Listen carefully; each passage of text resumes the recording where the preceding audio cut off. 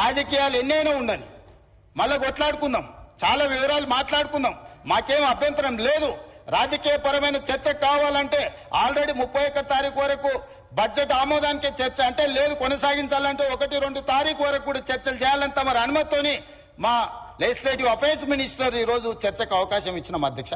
చర్చలో పాల్గొనండి, issue based debate చేయండి, ఏ ఇష్యూ నా ఇష్యూను ప్రత్యేకంగా చూడండి.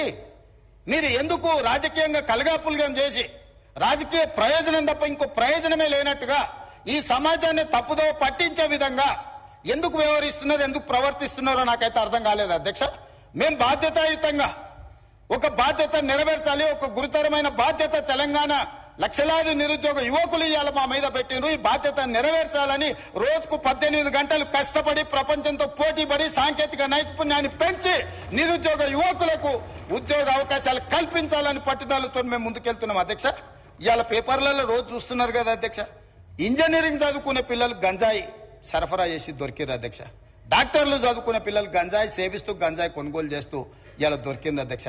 చిన్న చిన్న పాఠశాల పిల్లలు 6వ తరగతి 7వ తరగతి చదివే పిల్లలు, ఆడపిల్లలు మగపిల్లలు డ్రగ్స్ కు బానిసలై ఇవాళ తెలంగాణ సమాజం అంతా వ్యసనాలకు బానిసలై గంజాయి డ్రగ్స్ కు లోనవుతుంటే ఆ యువతను బయటికి తేవాలి, పని కల్పించాలి, వాళ్ళకి శిక్షణను ఇవ్వాలి, వృత్తి నైపుణ్యం పెంచాలి, ప్రపంచంతో పోటీ పడాలని ఇవాళ మా ప్రభుత్వం చేస్తుంటే అభినందించాల్సింది పోయి, సహకరించాల్సింది పోయి కాళ్ళల్లో కట్టబెట్టి కింద పడేసి ఈ చర్చనే జరగొద్దని, ఈ చర్చను తప్పుదో పట్టించాలని నిన్నగాక మొన్న మీ అందరి సమక్షంలో రైతు రుణమాఫీ 2వ విడత దాదాపుగా 1,50,000 వరకు ఉన్న రైతులకు 6,198,00,000 విడుదల మా ఆర్థిక మంత్రి గారు ఉప ముఖ్యమంత్రి గారు చేస్తే ఆ చర్చ ఎక్కడ జరగొద్దు, రైతులకు చేరొద్దని ఒక దుర్మార్గమైన ఆలోచన రాజకీయ పాచికతోని సభను స్తంభింపజేసి ఆడబిడ్డలను అడ్డం పెట్టుకొని అక్కల్ని అడ్డం పెట్టుకొని రాజకీయం చేస్తారు అధ్యక్ష. ఇదా అధ్యక్ష? ఇదా అధ్యక్ష? నేను మాట్లాడాలంటే చాలా మాట్లాడగలను అధ్యక్ష.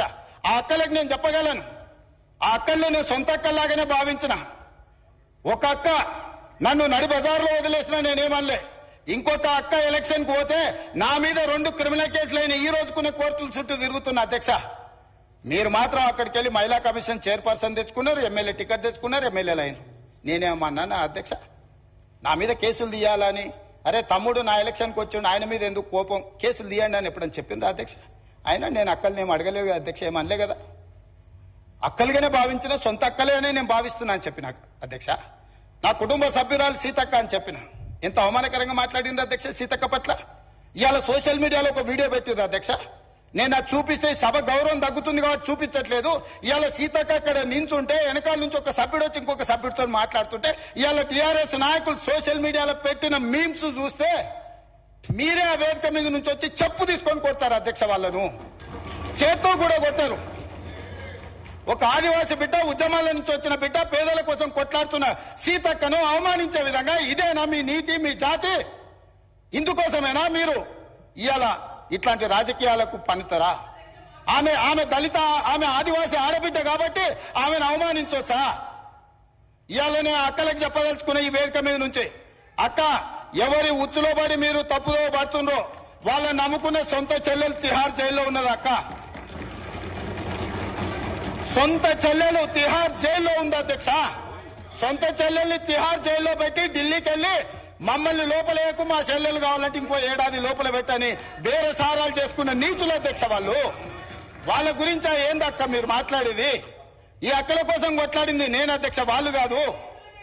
కాబట్టి ఆ అక్కల పట్ల నేను మహిళల పట్ల గౌరవంగా ఉండేవాడిని, అక్కల్ని గౌరవించేవాడిని. మంత్రివర్గ సమావేశంలో కుర్చీ లేకపోతే కొండ సురేఖక్కనో సీతక్కనో వస్తే నేను లేచి కూర్చిచ్చిన ఎన్నోసార్లు ఈ అక్కలు ఉండ్రు. ఈ తమ్ముడిని నమ్ముకున్న అక్కలు మంత్రులై ముందు వరుసలు ఉండరా అధ్యక్ష? ఈ తమ్ముడిని నమ్ముకున్న అక్కలు మంత్రులే ఇక్కడ ఉన్నారు. ఆ దిక్కుమాల తమ్ముడిని నమ్ముకున్న అక్కల పరిస్థితి ఏముందో మీకు తెలుసు కదా అధ్యక్ష. సొంత చెల్లెలు జైల్లో ఉంది అధ్యక్ష. ఆ చెల్లె గురించి మాట్లాడారు. కానీ ఇవాళ రైతు రుణమాఫీని దెబ్బతీయడానికి, స్కిల్ యూనివర్సిటీ ఆలోచనను నిరుద్యోగ యువకులకు ఉపయోగపడకుండా అడ్డుకోవడానికి ఇవాళ మా మాదిగల సోదరుల ఆకాంక్ష నెరవేర్చడానికి ప్రయత్నం చేస్తే సభకు రారు అధ్యక్ష. ఇంతకుముందు మా సభ్యుడు బాగా చెప్పిండు అధ్యక్ష. ఒకనాడు దళితుని ముఖ్యమంత్రిని చేస్తా అని మోసగించిండు. ఉప ముఖ్యమంత్రి ఇచ్చి బర్తరఫ్ చేసింది. అట్లాంటి పరిస్థితిలో శ్రీమతి సోనియా గాంధీ గారు శ్రీ మల్లికార్జున్ ఖర్గే గారిని జాతీయ అధ్యక్షుని చేసింది. అధ్యక్ష